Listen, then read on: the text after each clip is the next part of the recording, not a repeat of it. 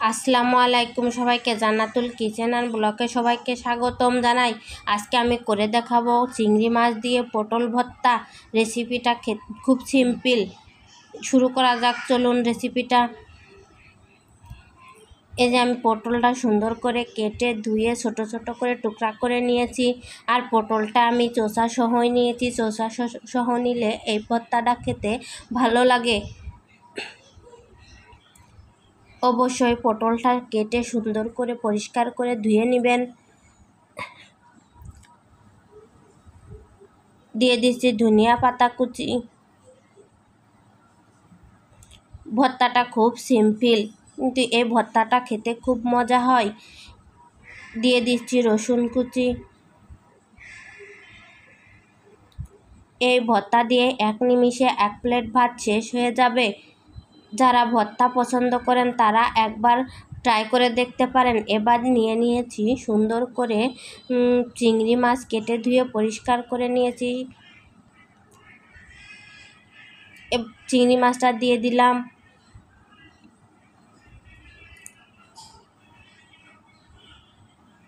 দিয়ে দিচ্ছি স্বাদ মতো লবণ।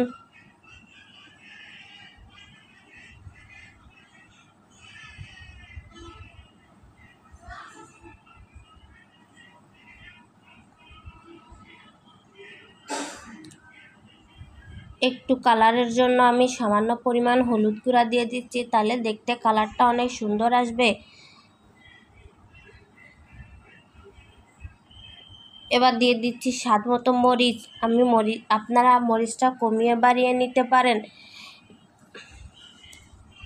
এবার দিয়ে দিচ্ছি পরিমাণ মতো পানিটা আমি দিয়ে চুলার জালটা ধরিয়ে দিব। মিডিয়াম আঁচে এটাকে সিদ্ধ করে নিব।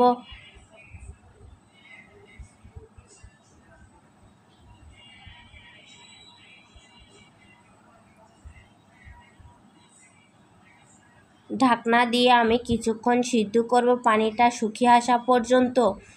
এই যে পানিটা এভাবে সুন্দর করে শুকিয়ে নেবেন, না হলে ভর্তাটা কিন্তু নরম হবে, খেতেও তো ভালো লাগবে না। এবার দিয়ে দিচ্ছি আমি পেঁয়াজ ফালি 2টা বড় বড়।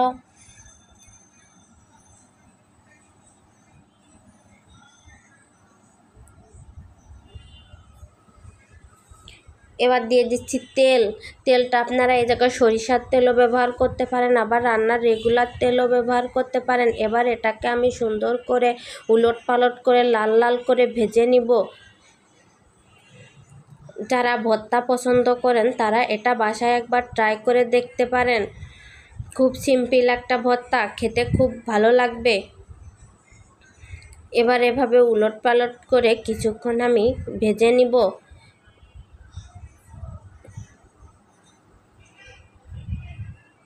এই যে এখানে ব্লেন্ডার জার নিয়ে নিয়েছি, আমি ব্লেন্ডার জারে ব্লেন্ড করে নিব। আপনারা চাইলে শিলপাটাও সুন্দর করে পিষে নিতে পারেন।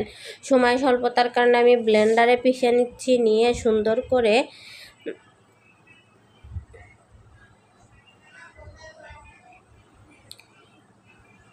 পরিবেশন করে নিব। এই যে দেখেন আমি ভর্তাটা পরিবেশন করে নিয়েছি। আপনাদের যদি ভালো লাগে তাহলে আমার চ্যানেলটা লাইক করবেন, শেয়ার করবেন এবং সাবস্ক্রাইব করবেন। সবাইকে আল্লাহ হাফেজ।